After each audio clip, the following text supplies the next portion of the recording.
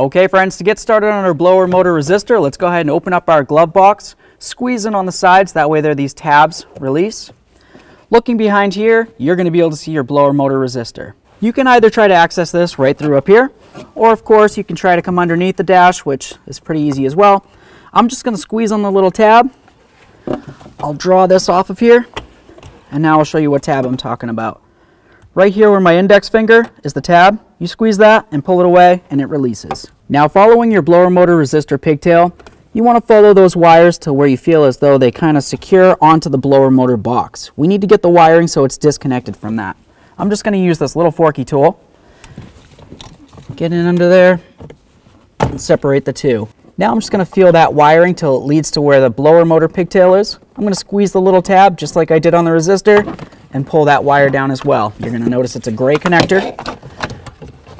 At this point, we can bring the wiring right up here and we can get to work on it. Alright friends, to get started on this wiring harness, what we need to do is get rid of any tape that's holding all the wires together here. Essentially what we want to be able to do is separate the wires going up the line here so we have plenty of slack with everything. Let's get all that tape right off of there. The next thing we need to do is analyze the wiring to see if there's any areas that are damaged. If they are, then that's an area that of course we would want to cut off down towards this. These all look really good, so what I'm going to do is I'm going to cut one wire right here. We'll set those aside for now, and now we'll remove the outer lining.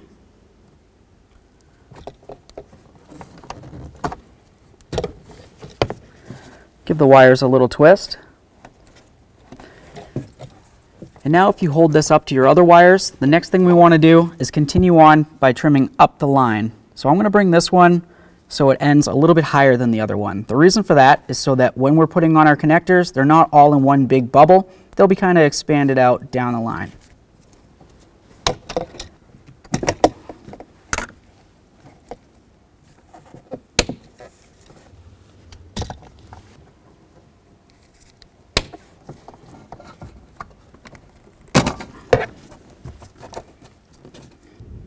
Now that we have the wires coming from the vehicle all done, we want to make sure that we have the wires for the blower motor pigtail done as well. Something that we want to pay attention to before we do any cutting is the direction of the pigtail itself. As you can tell, these are very opposite. If I was to cut the wires in this direction and then mount them up onto here, there's going to be an issue. Let's hold them so they're in the same exact direction, and then look at the wires like this. At this point, you can tell exactly how you want to cut the new wiring harness as well. Something that I like to mention though is I'm not going to cut it all the way down here and just get rid of all this wiring, but I'm also not going to use all of the wiring because as you can tell they gave us a whole lot of extra wiring. Let's come about halfway up, but make sure that you keep all the wires in their corresponding spots. And then we'll just kind of line these up and we're going to trim them along the same line as the original resistor. Let's make our first trim on the first wire right here, and then we'll move further up for the last wire. Now that we've made the first cut, we want to continue on with the second cut and the third and fourth. As you can tell, we went a little longer each time. Let's try to do the same approximately on the new wiring harness as well.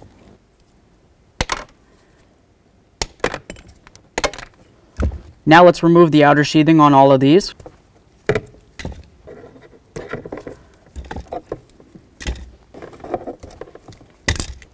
Now that we have all the wires cut in the corresponding lengths, let's start connecting them in. Pay attention to where each wire went. You can tell that the black with the white tracer was the shorter of the wires. Continuing on, you had the gray with the black, the purple with the orange, and then the longest wire that we have on ours is going to go to the green with the white. Okay friends, real quick, I wanted to let you know that we're going to be using this type of connection to put our wires together. Some people will choose to use solder, which is fine as well. This is just a crimp connector, so we're going to put one side of the wires in one side, crimp it down, the other side in this side, crimp it down. It's always a good idea to try to use a little bit of heat shrink if you have access to some. A lot of times people don't. And the good news, really this is underneath the dash, so there really isn't very many possibilities you're going to get water underneath here, so you don't really have to worry about it being waterproof. If you don't have access to the heat shrink, just go ahead and tape it up. To put our connectors on, we want to make sure that you twist up the end of the wires. This is going to be very important to make sure they don't fray. Any frayed wires could potentially mean loss of voltage going into where it's supposed to. Just going to go ahead and crimp this down. You want to be very careful not to go to the very edge of it. We'll give that a nice squeeze. Give it a nice tug. If it feels like it can move around, you need to crimp it down a little further. Let's do the same to all the rest of these wires. If you have any heat shrink, slide it on your wires now. Okay, so now that we have all the wires done up nice, we're going to take a look at our old resistor, and you can tell which wire went where, so this is going to help you out. The wire that's going to be the shortest on our new pigtail is going to be the one that goes to the black and white wire. So let's go ahead and connect that in now. Make sure your wire is completely pressed in.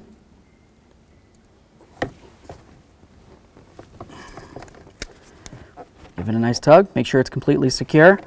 Move down the line, move to the next longest wire. Our next wire for us, as you can tell, is going to be the gray with the brown tracer.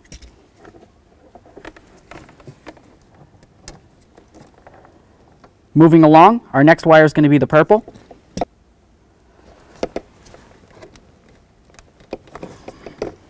And lastly, our green wire.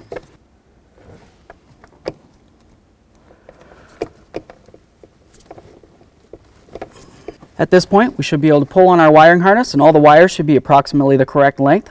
This looks amazing. Let's go ahead and wrap this up with some electrical tape.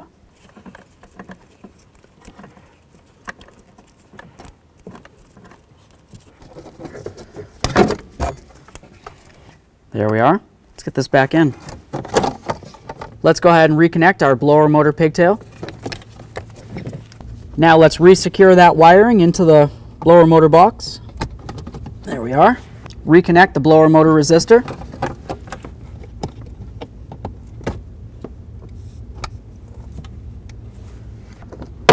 Let's close the glove box. Now you would just want to test your blower motor on all speeds.